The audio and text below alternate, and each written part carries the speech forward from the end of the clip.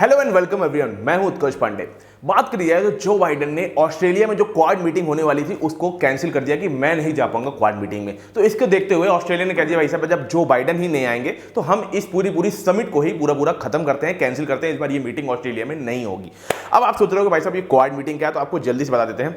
Quad meeting एक Indo Pacific region जो है, मतलब जो चाइना के आसपास का जो समुद्र है उसमें कहीं चाइना अपना वर्चस्व ना बढ़ा ले या फिर वहां कुछ गलत ना हो, इसके लिए मारे क्वाड बना था। आज के लगभग 10-15 साल पहले बना था, 2008 के पहले बना था, मुझे अच्छे से याद नहीं है। इसमें 4 देश हैं, अमेरिका, जापान, ऑस्ट्रेलिया और इंडिया। इसमें 4 देश हैं जो इंडो पैसिफिक रीजन को अच्छी तरीके से स्टेबल बना रखें, इसीलिए क्वाड बना था। अब इसमें क्या होता है कि हर साल इसमें एक समिट होती है, अलग अलग देशों में, 4 देश हैं, एक बार सब देशों में होती है, इंडिया में भी हुई थी, ऐसे ही इस बार ऑस्ट्रेलिया में होने वाली थी। तो ये जो समिट होती है काफी बड़ी समिट मानी जाती है, क्योंकि यार समुद्र के बारे में निर्णय लिया जाता है। आपको लग रहा होगा समुद्र के बारे में निर्णय, मतलब ये है कि देखो जितना भी दुनिया का बड़े से बड़ा बिजनेस है सारा समुद्र से ही होता है, क्योंकि पूरा ट्रांसपोर्ट समुद्र से ही किया जाता है, कुछ भी हो रहा हो सब समुद्र के द्वारा ही किया जाता है। तो ये जो मीटिंग थी क्वाड की मीटिंग, ये बड़े मतलब समझ लीजिए बड़े जाइंट देश हैं, जो जीडीपी के मामले में भी जाइंट देश हैं, उनमें मीटिंग हो रही थी आपस में, जैसे कि इंडिया, जापान, अमेरिका और ऑस्ट्रेलिया। तो ये मीटिंग जो है ऑस्ट्रेलिया में होनी थी। तो इस जो बाइडेन ने कह दिया इस बार की मीटिंग हम नहीं आ पाएंगे, और इसको देखते हुए जो है ऑस्ट्रेलिया ने जो है बहुत ज्यादा मतलब गुस्सा भी किया कि आप नहीं आ रहे, अचानक से जो है मीटिंग कैंसिल कर दी। और इसीलिए उन्होंने बोला कि इस बार हम क्वाड समिट ही नहीं करेंगे। लेकिन उसके बावजूद हमारे देश के जो प्राइम मिनिस्टर है नरेंद्र मोदी जी, उन्होंने सिंसियरिटी दिखाते बोला, उन्होंने दिखाया कि मैं कितना सीरियस हूं क्वाड को लेकर के। उन्होंने बोला उसके बावजूद हम ऑस्ट्रेलिया में जाएंगे, इस मुद्दे पर जो है ऑस्ट्रेलिया पे जाकर के बात करेंगे, उनके प्रधानमंत्री से हम खुद बात करेंगे और देखेंगे क्या सारा मामला है, और सब कुछ बातचीत होगी। हमारे देश में चलो ये तो कह दिया, लेकिन इस चीज पे जो बाइडेन नहीं आ रहे हैं तो अमेरिका की खुद की जो मीडिया है, जो यूएस मीडिया है अमेरिका की, वो भी आलोचना कर रही है जो बाइडेन के खिलाफ कि भाई साहब आप थोड़ा पहले बता देते, या फिर बोला जा रहा है कि क्वाड मीटिंग है तो थोड़ा सा पहले बता देते तो भाई थोड़े दिन बाद पोस्टपोन कर लिया जाता, थोड़े दिन बाद कर लिया जाता। अब लेकिन बात जा रही है कि क्यों नहीं जा रहे हैं जो बाइडेन आखिरकार क्वाड मीटिंग में, जो कि इतनी महत्वपूर्ण मीटिंग है इंडिया के लिए, तो खासकर बहुत बड़ी महत्वपूर्ण मीटिंग है ये।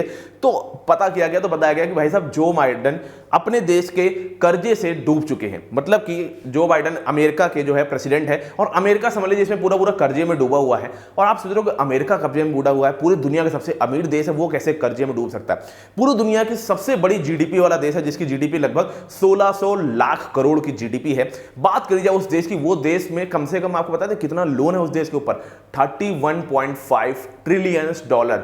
ये ट्रिलियन डॉलर की जो भाषा है थोड़ी सी आपको समझ में नहीं आती, आपको मैं जल्दी समझा देता हूं। देखिए इंडिया की जो जीडीपी है वो 300 लाख करोड़ की है, 300 लाख करोड़ रुपीस। और वैसे ही अमेरिका की जो जीडीपी है वो कितनी हमने बताई थी आपको, 1600 लाख करोड़ रुपीस। ठीक है, कितना ज्यादा फर्क है इंडिया और अमेरिका में, लेकिन हम तब भी 5वें नंबर पर जीडीपी बात है। अब लेकिन इनका कर्जा देख लो कितना, इनका कर्जा 31.5 ट्रिलियन डॉलर।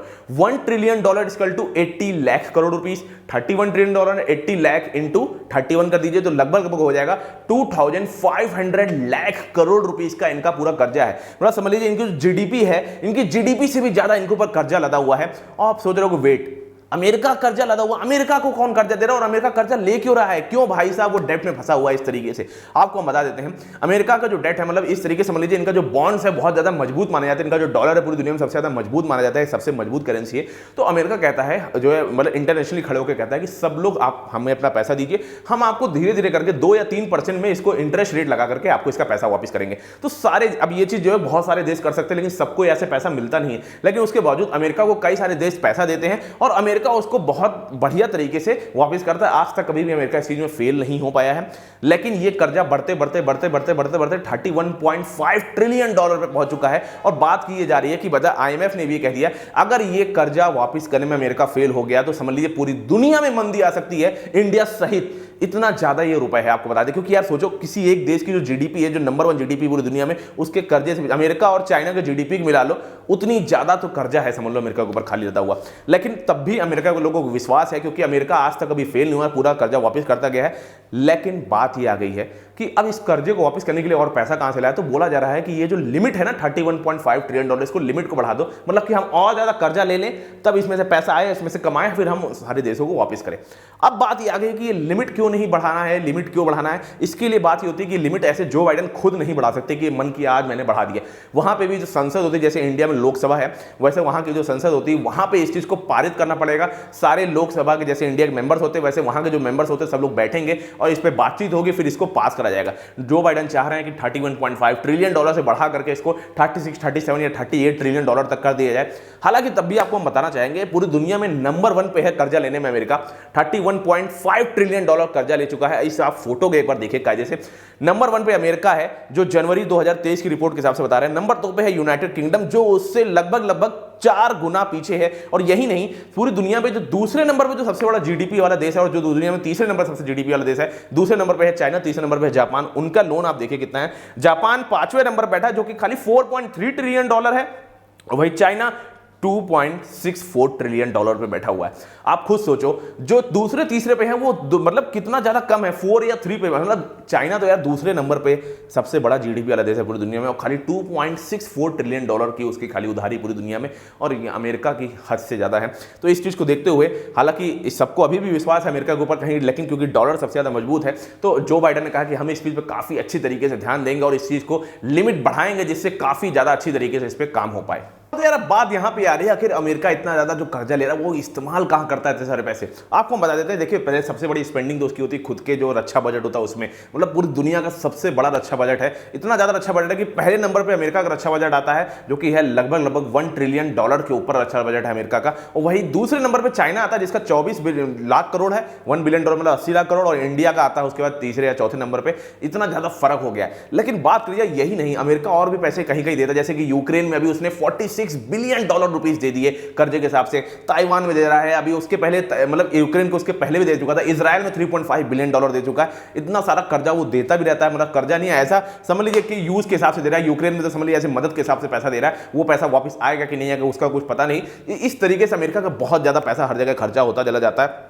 लेकिन वेट, इसके बावजूद अमेरिका ये भी, जो बाइडन ये भी तो कर सकते थे कि भाई साहब आप क्वाड मीटिंग को कंटिन्यू करिए, हम वीडियो कॉन्फ्रेंसिंग के थ्रू वहां पे आ सकते हैं, हम अपना एक राजदूत भेज देते हैं यहां से हमारे रिप्रेजेंट करने के लिए, और हम वीडियो कॉन्फ्रेंसिंग के थ्रू ऐसे आ सकते हैं, क्योंकि ऐसी मीटिंग्स भी हुई हैं इसके पहले भी। लेकिन यार अमेरिका मतलब लगता नहीं है कि मतलब अपनी बात पे अड़ा रहता है, मतलब अमेरिका पे कोई विश्वास नहीं कर सकता इस तरीके, क्योंकि एंड पॉइंट पे जाकर के अपने आप को बदल देता है। इसीलिए ये देखते हुए ऑस्ट्रेलिया के जो प्राइम मिनिस्टर उन्होंने कैंसिल कर दिया कि भाई साहब हमें नहीं करनी है अभी कोई भी क्वाड मीटिंग, उनको थोड़ा बुरा लगा। अब देखना ये होगा कि इंडिया के जो प्राइम मिनिस्टर वहां पे जाकर क्या करते हैं, क्योंकि हमारा 100 बिलियन डॉलर के ऊपर ट्रेड वहां पे बहुत जल्द होने वाला है, क्योंकि इस चीज को बढ़ाने के लिए भी आगे जाना बहुत ज्यादा जरूरी है।